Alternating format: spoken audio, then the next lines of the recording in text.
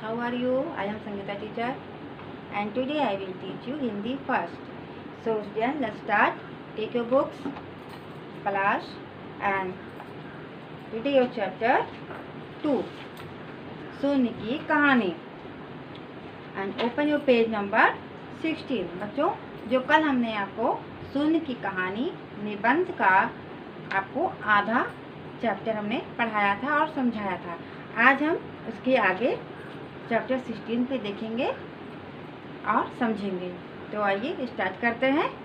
Start करने से पहले बच्चों 16 to 17 तक कुछ कठिन शब्द आए हैं जिन्हें आप अपनी बुक में अंडरलाइन कर लीजिए। कठिन शब्द क्या है? शास्त्र, आश्चर्य, चंद्रसूत्र, विद्वान, व्यवहार, गणितज्ञ, यद्यपि, वासवदत्ता, वृत्ताकार, सुप्रसिद्ध, विद्वता, कृतज्ञता और सिद्धांतों। ठीक है, ये आपके कुछ कठिन शब्द है, इसे अपने बुक पे अंडरलाइन कर लीजिए। चलिए अब स्टार्ट करते हैं चैप्टर 2 का पेज नंबर 16 से। जिनचंद ने स्वयं अपनी पुस्तक में शून्य का प्रयोग एक अद्भुत ढंग से किया है। जैसा कि बच्चों कल हमने आपको बताया था कि शून्य की महत्व के बारे में कि अगर हम किसी अंक के सामने शून्य का प्रयोग करते हैं तो उसका मान कितना बढ़ जाता है, और अगर शून्य घटा देते हैं तो उसका मान कम हो जाता है। और उन्हीं के बारे में चर्चा करते हुए हमने आपको बताया था कि ये यूरोप देश से नहीं बल्कि हमारे आचार्य और विद्वानों की देन है, और कहीं ना कहीं उनके पुस्तकों में हमें शून्य की जानकारी मिलती है कि इसका जो खोज है, आविष्कार है, वो हमारे विद्वानों ने ही किया था। इसी बात पे आगे चलते हुए कुछ और भी एग्जाम्पल मिलते हैं, उदाहरण मिलते हैं कि हमारे ही देश में शून्य का आविष्कार हुआ था। तो जिनचंद ने खुद बताया था कि उनके पुस्तक में, जो जिनचंद आपको बताया था मैंने आगे, उनकी पुस्तक में शून्य का एक अद्भुत ढंग से, मतलब आश्चर्य ढंग से प्रयोग किया गया था। यद्यपि उनका प्रयोग आज के प्रयोग से एकदम अलग प्रकार था, पर यह बात तो है कि उनकी पुस्तक में शून्य का प्रयोग मिलता है। अब जैसे उदाहरण के रूप में आपको बच्चों बता रहे हैं, जो जिनचंद थे उनकी पुस्तक में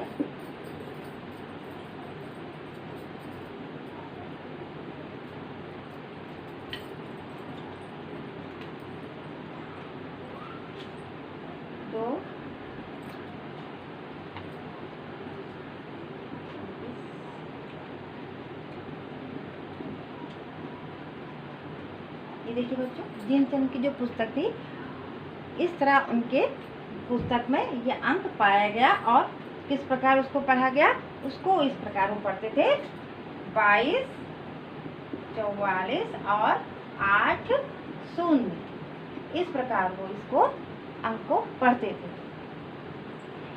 उन दिनों शून्य को किस तरह लिखा जाता है, इस संबंध में ठीक कुछ इसका कहना कठिन है। कुछ विद्वानों का कहना है कि प्राचीन काल में शून्य का प्रयोग एक छोटे से बिंदु के रूप में किया जाता था। उस समय के सुप्रसिद्ध कवि सुबंधु ने अपने काव्य वासवदत्ता में एक स्थान पे लिखा है, आकाश में अंधकार को भेद कर तारे शून्य की तरह चमकते हैं। ये एक तो हमारा उदाहरण ये हो गया कि हमारा शून्य का जो आविष्कार है वो हमारे यहाँ से शुरू हुआ है, ये जिनचंद के पुस्तक में मिला है। और दूसरा एग्जाम्पल वो बता रहे हैं कि सुबंधु थे,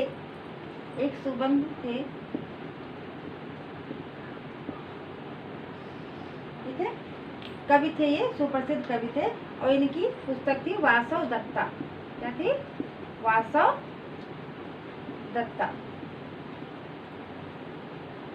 वासवदत्ता में बच्चों एक स्थान पे लिखा हुआ था, आकाश में जो तारे हैं वो अंधकार को भेद कर शून्य की तरह चमकते हैं। यानी कि वो बिंदु भी कह सकते थे कि बिंदु की तरह चमकते हैं, लेकिन उन्होंने तारे को शून्य का नाम दिया। किसका नाम दिया? शून्य का। ठीक है, तो इससे पता चलता है बच्चों कि जो उनकी कविता में ये वाक्य है, शून्य की तरह चमक रहे थे, कि उस समय भी शून्य का आविष्कार हो चुका था। आइए आगे चलते हैं। इसी प्रकार भी कई पुरानी पुस्तकों में मिलता है कि प्राचीन काल में शून्य का आकार बिंदु के समान था। पहले जो आकार था शून्य का, वो बच्चों बिंदु के आकार का था, इस प्रकार था। ठीक है, लेकिन जो जो समय बदलता गया तो शून्य की आकृति में क्या होगा, परिवर्तन, यानी कि उसमें भी बदलाव आ गया। आज के शून्य का चलन एक छोटे से वृत्त की तरह है। आपको पता है, जब आपको शून्य कहा जाता है तो आप इस प्रकार नहीं लिखते, किस प्रकार लिखते हैं, इस प्रकार। ठीक है, तो समय के साथ साथ शून्य का आकार भी बदल गया, उसमें परिवर्तन आ गया। अब शून्य को बिंदु की तरह नहीं इस प्रकार लिखा जाने लगा। जिस समय हुआ था उस संबंध में निश्चित रूप से कोई तथ्य नहीं मिलता। कुछ विद्वानों का कहना है कि वृत्ताकार शून्य का प्रचलन 11वीं शताब्दी में आरंभ में हुआ था, और कुछ विद्वान कहते हैं कि जो शून्य का आविष्कार है, बिंदु से जो ये शून्य का आविष्कार हुआ है, ये हमारे 11वीं शताब्दी से के प्रारंभ से शुरू हुआ है।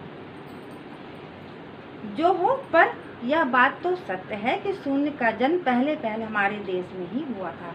कहने का मतलब है कि कुछ भी हो, बिंदु हो या किसी भी प्रकार के रूप में लिया गया हो, लेकिन इतना तय है कि शून्य का आविष्कार हमारे देश में ही पहले किया गया था। पहल शून्य के चमत्कार का पता हमारे देश के विद्वानों ने ही लगाया था, और हमारे देश से ही शून्य सारे संसार में फैल गया। ठीक है, सुप्रसिद्ध विद्वान आचार्य श्रीधर ने अपनी पुस्तक में शून्य के कई चमत्कारों का वर्णन किया है। उन चमत्कारों में कुछ चमत्कार इस प्रकार है। सुप्रसिद्ध विद्वान आचार्य थे श्रीधर, उन्होंने कुछ शून्य का आविष्कार कुछ इस प्रकार किया है बच्चों, कि जैसे वो कह रहे हैं कि जैसे शून्य को किसी संख्या के साथ शून्य को शून्य जोड़ा जाए, यानी कि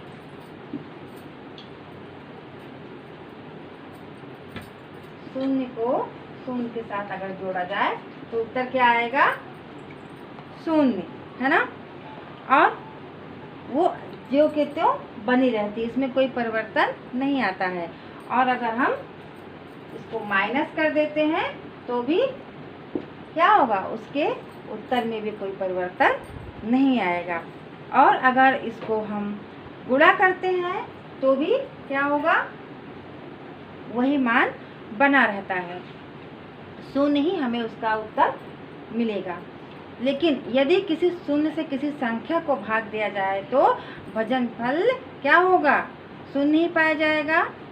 और यदि किसी संख्या को शून्य से भाग दिया जाए तो भाजनफल एक बहुत बड़ी संख्या होती है। यानी कि जब हम इसका भाग करेंगे, भाग जब आप उसको जानते हैं डिवीजन, जब इसको हम करेंगे तो क्या होगा, इसका जो मान होता है, जब आप किसी संख्या से करेंगे तो उसका मान अधिक संख्या में आता है। ठीक है, जब आप मैथ पढ़ते होंगे तो उसमें आप देखते होंगे, अगर एक शून्य बढ़ा देते हैं दशमलव लगा के तो उसका मान कितना अधिक हो जाता है, उसी प्रकार जिसका कोई अंत नहीं होता है, और इसीलिए इसे क्या कहते हैं, अनंत भी कहते हैं। इसी प्रकार शून्य के और भी चमत्कारों की खोज हमारे देश के विद्वानों के द्वारा हुई थी। हमारे देश में एक बहुत बड़े विद्वान हो चुके हैं, उनका नाम था आर्यभट्ट। क्या नाम था, आर्यभट्ट।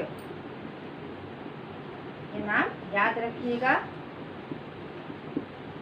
आर्यभट्ट।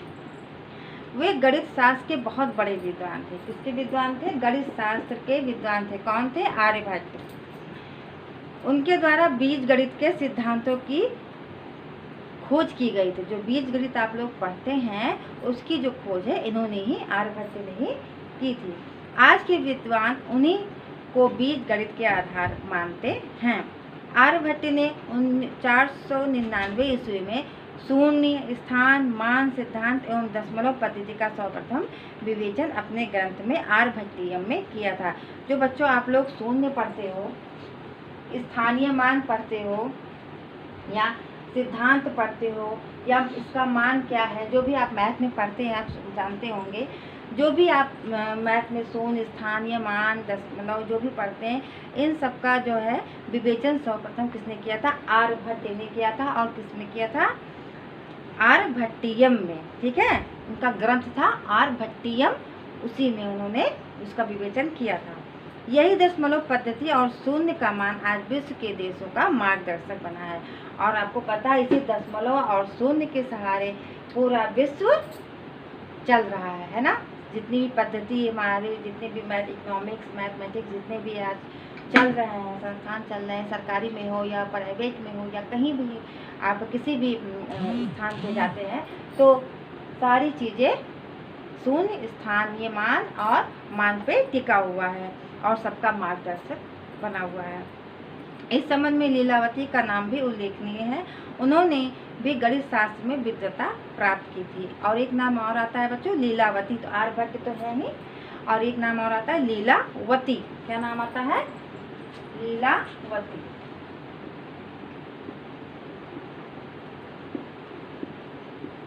इनका भी नाम बच्चों गणित शास्त्र में आता है कि उनके द्वारा गणित शास्त्र संबंधी ऐसी क्रियाओं की खोज की गई थी जिन पर आज के विद्वान बहुत आश्चर्य प्रकट करते हैं।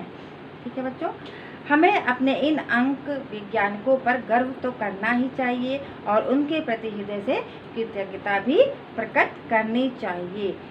तो बच्चों, जो हमारा शून्य है, जिन्होंने उसका आविष्कार किया है, हमें इतना बड़ा चीज़ उन्होंने हमें आविष्कार के रूप में दिया है, तो हमें उन पे क्या करना चाहिए? अपने वैज्ञानिकों पे गर्व करना चाहिए और क्या करना चाहिए? कृतज्ञता यानी कि आभार प्रकट करना चाहिए कि आपने हमें इतनी अच्छी चीज़ प्रदान की है।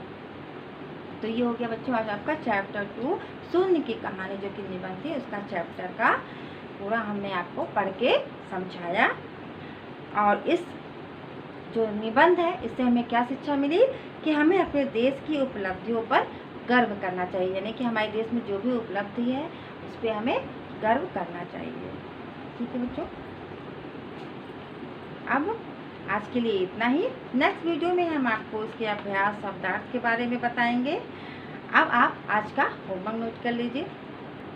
तो आज हमारा होमवर्क है पाठ 2 से 20 कठिन शब्द लिखिए। जो मैंने आपको कल भी कठिन शब्द दिया था और आज भी मैंने आपको कुछ कठिन शब्द दिया है, से 20 कठिन शब्द आपको अपने SW कॉपी में राइट करना है। ठीक है बच्चों, तो आज के लिए इतना ही। मिलते हैं नेक्स्ट वीडियो में, तब तक के लिए हैव अ नाइस डे।